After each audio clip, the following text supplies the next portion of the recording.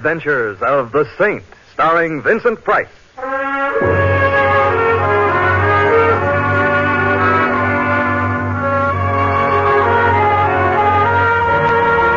The Saint, based on characters created by Leslie Charteris and known to millions from books, magazines, and motion pictures.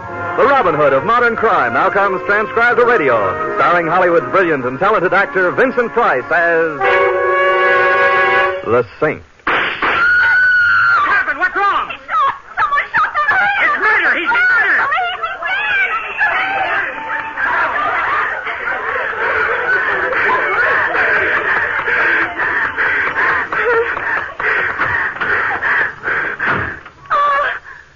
I didn't see you in there. I thought the cab was empty. It's perfectly all right, Miss Ames. Oh, please don't go. I must. The police are now at the scene of the crime. They'll take care of things. I can see you're in a hurry. Yes, I am. All right, driver, step on it. Yes, sir. Comfortable, Miss Ames? I don't know you, do I? An oversight on my part that can be easily remedied. I'm Simon Templar. Simon Templar? Yes. Oh, you're the Saint, aren't you? Sometimes I feel as though I had a neon sign on my forehead. I'll confess the fatal appellation. Well, I think I'd better get out, Mr. Templar. You see, Saint is not synonymous with boogeyman, Miss Ames, and why not call me Simon? After all, we were both present at the unveiling of the corpse. If you think you're being funny, Mr. Templar. There's nothing funny about murder, particularly when as pretty a girl as you is involved. But I'm not involved. A question of semantics, Miss Ames. A man gets killed when you're within 5 feet of him and you turn tail and run. If that's not being involved, my dictionary lied to me. Well, I suppose you're right. It was foolish of me to run, but when I heard those shots and saw him fall, How did you know who I was? Such modesty is becoming, but hardly intelligent, Miss Ames. You're a star. Your show is opening in a week, and your pictures have been plastered all over town. Oh, of course, I should have known. Did you know the man who was shot at? Yes. Yes, I had an appointment with him. His name was Jim Barry. Oh, the publisher? Yes. Oh, I know him, or rather knew him. He's been kind enough to publish some scribblings of mine, but what were you going to see him about? Anything special? No, just a business talk. Business talk with a publisher? Don't tell me the Barry Kilgore Company is going to publish the story of your life. No, but Jim's firm was preparing an anthology of the modern theater, and he wanted to include the new play I'm going to be in. Down, Betty. Down to the floor. I said down! What happened? Somebody doesn't like us, Betty. The driver of that car threw some hot lead our way. But how? It wasn't... I don't know. I only saw the glint of a gun out of the corner of my eye. Hey, driver, are you... Simon, is he dead? Wait, I'll see. Now, how do you like that? We get shot at and he faints. I don't blame him. I feel a little... Don't. You must be due at the theater for rehearsal about now, and the show must go on, though for the life of me, I've never been able to understand why.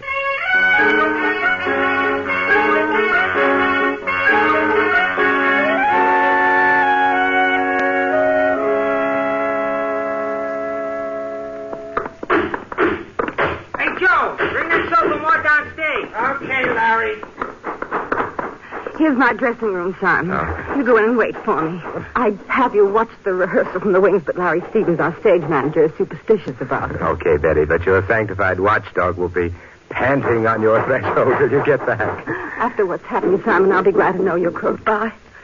See you later. Yeah. Oh, well, might as well wait inside. But really, Vera, I don't know what you mean. I think you do, Helen. Just remember what I told you about Jim Barry, and you'll be... Simon Templar. What in the world are you doing here? Hello. Now, that's what I call a quick switch. Vera Pangburn, lady novelist, gets stage struck. Or are you merely getting material for a novel about backstage? Oh, no. No theater novels for me, Simon. Oh, let me introduce Helen Trask. Helen, this is Simon Templar. How do you do, Mr. Templar? As well as might be expected under the circumstances, Miss Trask. I'm not too accustomed to entering one lovely lady's dressing room and finding two others awaiting me. Well, as a matter of fact, Helen and I were waiting for Jim Barry. We thought he was coming here with Betty. Jim Barry? Oh, he's your publisher, isn't he, Vera? Yes, and Helen's, too. Helen's his really latest discovery. She has a new novel coming out. Well, I'm afraid you're going to be disappointed, ladies. Barry's been unexpectedly detained. Oh, Oh, and I was so anxious to see you. Oh, why not let me substitute? I'm very good at parlor tricks and small talk. And Your name, Templar? Yes, it has been for a number of years. I can remember way back when my What's the parents... big idea of keeping Miss Ames away from rehearsal? Oh, did I? Who are you? Oh, Stevens, the stage manager. That's right, and I'm also the guy who doesn't like stage door Johns. Now, there's something about the way you said that hurts me deeply. Hey, what's that thing in the cuff of your trousers, Stevens? In the cuff of my trousers? Yeah, right here. Now, look here, Templar. I don't know what this is all about, Maybe you don't, but you should know a revolver cartridge when you see one. Revolver cartridge. Is that what this is? It is. Where's Betty Ames? Why, in rehearsal, I had them start. And I presume there's a shooting scene in this play? Why, yes, toward the end of the first act, but I... You'll like me even less after this, but I'm stopping that rehearsal. You can't do that, Templar. If I don't, you'll have a dead star on your hand. Betty Ames, are you crazy? I hope so. I hear them. Where's the closest stage entrance? Over there, to your left. I hope you know what you're doing. I'm afraid I do. They're at the shooting scene now. Stop it. Don't you... Simon! What is it, Simon? What's the matter? Apparently nothing, but I'm a little amazed at finding you all right. But why shouldn't I be, Simon? Now, there you have me. Quiet, everybody. Templar, I've had enough of this nonsense. You've held up the rehearsal by keeping Betty away, and now you've broken up the end of the first act. Either you get out of this theater, or I'll have you thrown out. You know, Stevens, I must be super sensitive. Why else would I get the idea that you don't like me? No, don't answer. There's something I want to do first. Where's the gun your leading man fired just now, Betty? It's over there on the floor, just a prop gun with blank cartridges. And cartridges? So that's it. I've always wondered how people shot in plays had so many lives. You mind if I take a look? What's all the commotion about? Oh, hello, Mr. Kilgore. We've been having a little trouble with a fellow named Templar, but everything's under control now. Well, it better be. I've got quite an investment in the show, and the way it looks now, it'll flop before they get to the second Now, there's act. nothing for you to get excited about, Mr. Kilgore. I assure you Of course, that... that's all in the way one looks at it, Stevens. And I suggest that you look at this gun. I see it, Templar. So what? So this. Break it open. Simon, those aren't blank cartridges. They're real. Real? That's impossible. Perhaps you'd better take a second look. But why would anyone in this theater substitute real bullets for the blanks? Now, that is a puzzling question, Stevens. Of course, it couldn't possibly be that someone was interested in killing Betty Ames. Now, could it?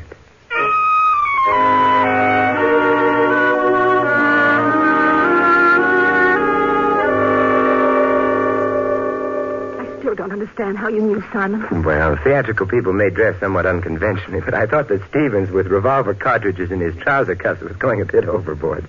Fortunately, your leading man is a sensitive soul. He jumped at least a foot when I shouted at him as he fired. Oh, if you hadn't startled him. Yeah, then I doubt that we'd be sitting here in your dressing room. But why should anyone want to kill me? Well, the usual motives are money, jealousy, and fear of discovery. But I'm not rich, and there's no reason for anyone being jealous of me, and I don't know a thing about anyone. Are you certain of that, Betty? Of course I am. You were pretty much in evidence when Jim Barry was killed. But so were a dozen other people. Yeah, but perhaps they didn't see what you saw. I didn't see anything. At the killing, perhaps. But what about, well, a familiar face in the crowd, for example? Familiar face? No. Oh, wait a minute. Yes, I did see someone. The eyes have it you saw the killer. Who was it? That's just it. I don't know. Let me remind you that a familiar face belongs to someone you know or have seen before. Yes, I know that, Simon, but I just caught a flash of the face, and I was thinking it looked familiar and was starting to identify it in my mind, and then the shots were fired and Jim Barry was killed. And then it was gone. I don't suppose you got a similar flash among the people in the theater tonight? No. Might have been any one of them or none of them. Hardly what I'd call an elucidating statement. Let's put this together. Barry was the publisher for Vera Pangburn and Helen Trask, and both of them were in the theater. Mm-hmm. Kilgore, who put up the money for the show, was Barry's partner in the publishing business, and he was in the theater. Stevens, the stage manager... Had that cartridge in his cuff. Yes, he did, didn't he? So where does that get us, Simon? Exactly nowhere. Well, as my old grandmother used to say, if at first you don't succeed, try checking up on the corpse. Come on, Betty. Let's go to the morgue.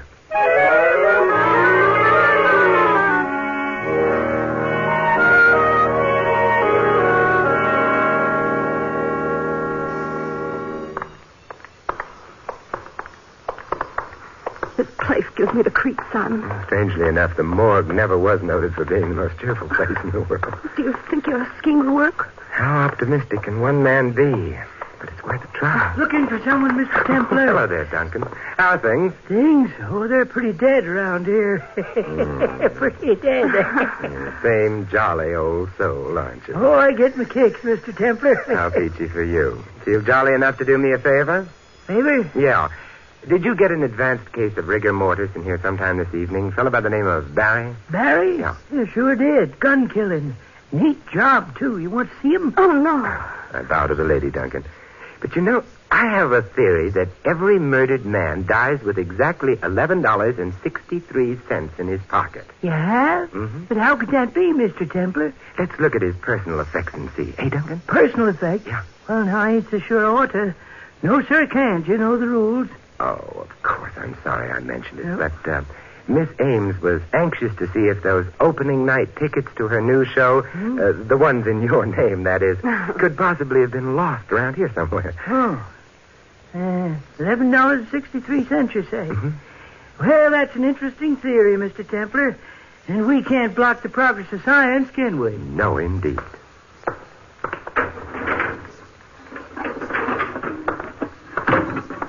There you are.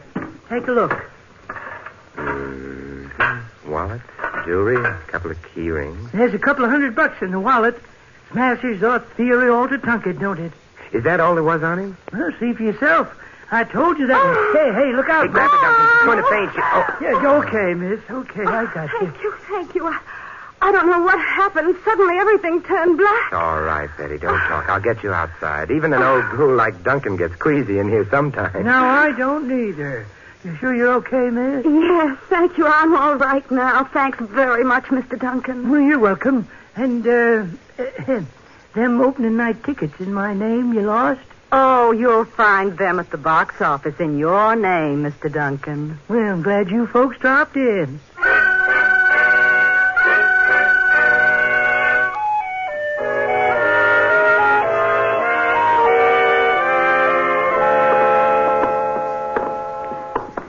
The first part of your scheme seemed to work all right, Simon. Well, I did get hold of Barry's keys, and thanks to the fainting act you staged, and very realistic it was, too. But there was little else of interest there. Then what goes on now? I might suggest that we halt right here in front of the office of Barry Kilgore and Company, publishers. Pick out a key that looks as though it fits the lock. Mm-hmm. And walk right in. There, you see what skill, perseverance, and some petty larceny can accomplish? Now, where's Jim Barry's office? Do you know? Oh, yes. Right over there. Uh-huh. Kilgore's the one next to it. There's the light switch on the wall. You'll never make an understudy to a sneak thief by talking about lights, Betty. My flashlight's enough. But I still don't understand what you expect to find up here, Simon. Neither do I, but I'm looking for motives. And what better place to find motives than in the dead man's private files? Mm-hmm. Let's start with this stuff on the desk. Those are only galley proofs of a book, Simon. So it would appear. What a fascinating title. My Heart's One Romance by Helen Trask. Oh, no. Talk about corn. No motive for murder there. I wonder. What do you mean? This inter-office memo clipped to it. Listen to this. For Pete's sake, Jim, stop publishing this kind of tripe before it ruins us. It's initialed K. K for Kilgore. What do you make of that, Simon? I think Kilgore didn't like the book. But if it's as bad as all that, why was Jim Barry publishing it? Maybe you better take another look at Helen Trask. Oh, you mean you think that Helen and Jim Barry I were... prefer to keep an open and clean mind about these things, Betty. But we do know Kilgore didn't like it. And Kilgore stands to get plenty now that Barry's dead. He becomes sole owner of the business. Simon, someone's coming to the outer office. That's very inconsiderate of him. But what if it's the police or Jim Barry's murderer? Those suggestions are very inconsiderate of you. What's he doing now, Simon? Not he. There are two people in the office. Are they coming in here? No, they've gone into Kilgore's office. Oh. They didn't turn on the light, so they must be familiar with the place. Remind me to complain to the owners of this building. They've made these walls so soundproof I can't even recognize the voices, let alone hear... Yeah, we could hear those all right, couldn't we? I'll be right back. No, Simon, please.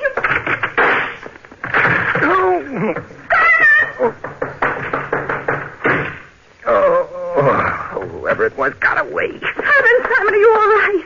I'll get a doctor. better make it a carpenter instead, Betty. Carpenter? Yeah, the shots missed, but I certainly smashed up that desk I ran into. Let's find the lights and see how much damage was done. That does it now. Simon! The damage was quite extensive to Mr. Kilgore. Our chief suspect has been crossed off the list by a bullet between his eyes.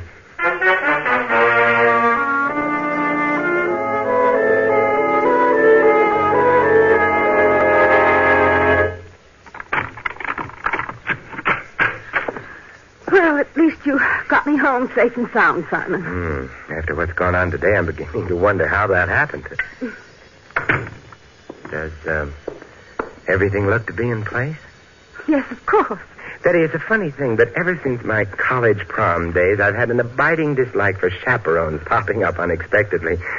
I'd better look around. Look, don't let these modern inventions frighten you, Betty. The telephone is quite harmless. My nerves are... Sure. I'll answer it. Good. Hello? Bessie, this is Vera Pangborn. Oh, yes, Vera. I want you to do me a favor, Betty. I think I know something about Jim Barry's death. Just a minute, Vera. Simon, it's Vera Pangborn. She says she thinks she knows something about the Barry killing. Well, don't be piggish about things. Split the receiver with me and let me listen, too. Vera? What do you mean? Well, I don't know just how to explain it, Betty, but... Get away from that window! Vera! What is it? No! Vera! Vera! Are you still there? Simon, those were shots. What happened there? This may come as a tremendous surprise, Betty, but it sounds like Vera Pangborn just became murder victim number 3.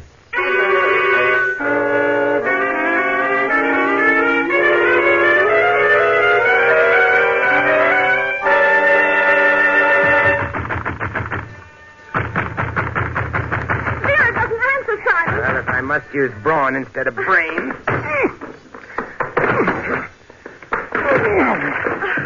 Ineffective, if not neat. Come on, let's go in. Simon, there she is. Yeah. On the floor. Is she? She's luckier than Barry or Kilgore. Shot in the upper part of the arm. You better get some towels, Betty. I'll be right back, Simon.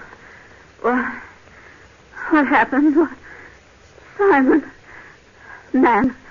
On the fire escape, he shot at me. I'd be indignant about it, too, Vera, but suppose we talk about it later. You're welcome, Simon. You better let me at it. Wait, I'll lift her out of the Davenport. There. Now, if you'll make like Florence Nightingale, Betty, I'd like to look at the fire escape. All right, Simon. Betty, Poor darling, time for talk later. Let's get you fixed up first. You just relax. Vera, we're here and everything's going to be all right. Thanks, Betty. The view from your fire escape is very disappointing, Vera. Only shattered glass out there. Did this homicidal friend of yours shoot through the window? Yes. I was talking on the phone to Betty. I looked up and saw him. He had a handkerchief over his face, and he shot twice. There you are, Vera. And that'll hold you until we get a doctor. By the way, Vera, not that I'm curious or anything, but what was it you were going to tell Betty over the phone about Jim Barry's murder? I can't tell you, Simon. Well, I'll admit I'm not as pretty as Betty or as feminine. No, I won't say anything. He's already shot at me once. I won't say anything. He'll kill me. All right, Vera, take it easy. You don't have to tell us anything. Simon, we better call a doctor. She's in no condition to be bothered now. Right now, neither am I. Suppose you take care of the medical details and then meet me at Helen Trask's apartment. At Helen's? Yeah. Is that where you're going now? No, I'm going to Larry Stevens' place. And if that sounds confusing to you, it's no wonder. I'm a little confused myself.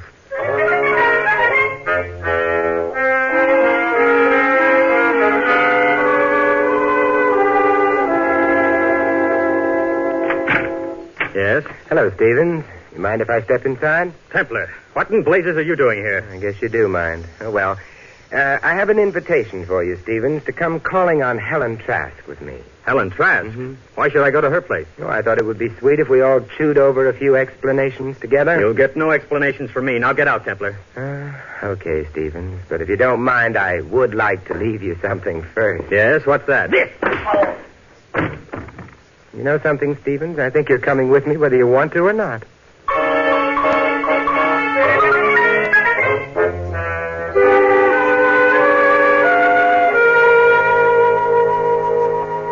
All right, now that Betty is here, we have a quorum. But I don't understand, Mr. Templar. Why are you all here at my apartment? There's no sense asking him, Helen. He's completely crazy. Stevens, I think you're prejudiced because your jaw still aches a little, Miss Trask, when I entered Betty's dressing room tonight, Vera was saying something to you about Jim Barry. What was it? Why, she was merely warning me against him, that he had a weakness for young women writers. Well, in your case, that's understandable. Would you say his weakness could account for a rather poor manuscript being accepted? If you're insinuating anything, Mr. Templar... Oh, Helen, of course not. You didn't listen to Vera, did you? Naturally not. Mr. Barry always acted like a perfect gentleman. What are you driving at anyway, Templar? Well, they say I'm a perfectionist, Stevens. I don't like ragged details hanging over, and that snatch of conversation intrigued me. Something else intrigues me, too, that cartridge in the trouser cuff episode. You really are determined to play Sherlock Holmes, aren't you? Well, if it'll relieve your mind any, on my way to Betty's dressing room, I bumped into a prop table. Box of what I thought were blank cartridges spilled against me and onto the floor. And you think that there might have been some loaded cartridges among the blanks and that one of them lodged in your cuff? That's it exactly. A very simple explanation. Yes, almost too simple. Did you try to check this theory of yours? Well, I tried to, but when I got back to the table, the box was gone. Which, of course, makes it even simpler. Do you mind if I use your phone, Helen? Phone? Oh, I know. No, not at all. Thanks. You calling the police, Simon? No, Vera Pangman. Vera Pangman? That's right. Hello? Oh, yes, doctor. How's Miss Pangman? Oh, that's fine. Give her a message, will you, please? Tell her Simon Templar called, and she needn't worry about that killer any longer. That's right. Betty Ames has remembered who it was she saw at the scene of the murder, and that's all the evidence we need.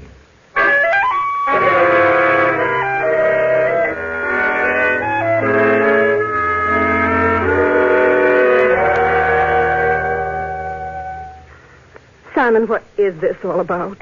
Beautiful here in the park, isn't it? You know very well that I haven't remembered the face I saw when Jim was killed. A brilliant moon, soft starlight, a perfect night for romance, and she talks about killing. Oh, please, Simon, please. What are we doing out here anyway? To take a cue from you, just killing time. And I think we've killed enough. Let's get going. Simon, for the last time, will you give me a direct answer? Where are we going? Oh, didn't I tell you, Betty? Why, I'm merely taking you home.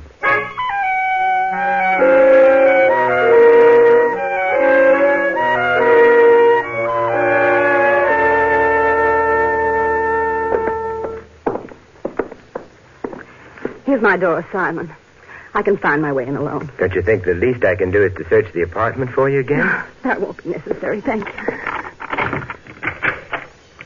Good night. Well, at least allow me to turn the lights on for you. There, you satisfied? Now you can see for yourself that there's... Oh! Yes, I can see quite well. Hello, Vera. Shut that door, Simon, quickly. I never argue with a lady, Vera, particularly when she's got a gun in her hand. That's better. I thought that phone call of yours might have been a trap, Simon, but I had to make sure. And now that you apparently have made sure, Vera? You and Betty are going to join the others. Simon! Tell me why you killed Jim Barry, Vera. Was he your husband? Pretty smart, aren't you, Simon? That's right. Jim was my husband. Yes, I thought so. Jealousy was the only motive I could figure for you. Every young woman who came along and thought she could write turned his head.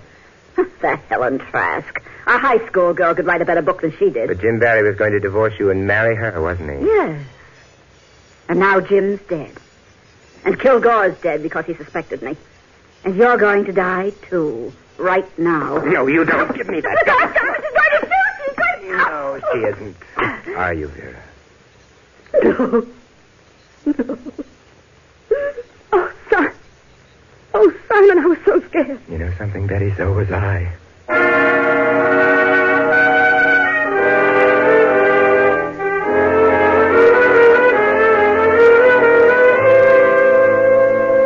I still don't understand, Simon. That business of Vera's being shot. Now, how did you know that she faked that? You know, Betty, that's one thing I always dislike about solving a murder. I have to explain things.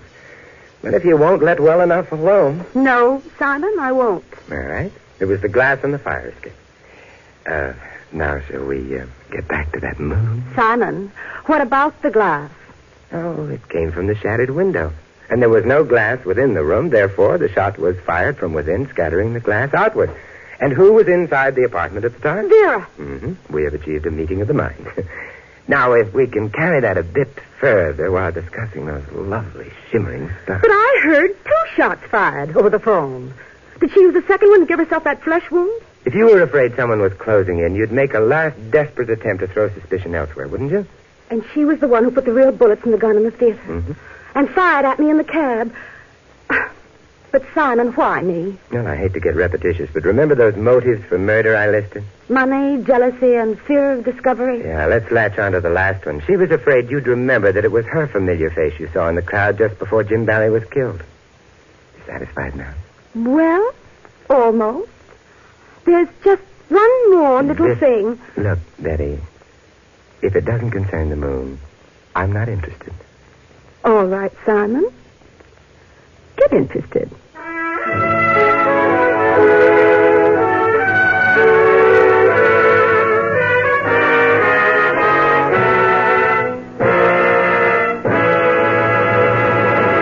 You have been listening to another transcribed adventure of the Saint, the Robin Hood of modern crime. Now here's our star, Vincent Price. Ladies and gentlemen, as good citizens, we have the entire sphere of American life in which to use our heritage.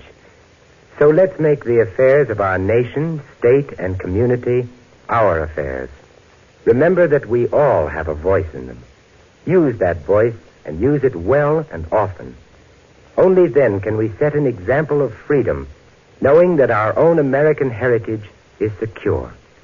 This is Vincent Price inviting you to join us again next week at this same time for another exciting adventure of the Saint. Good night.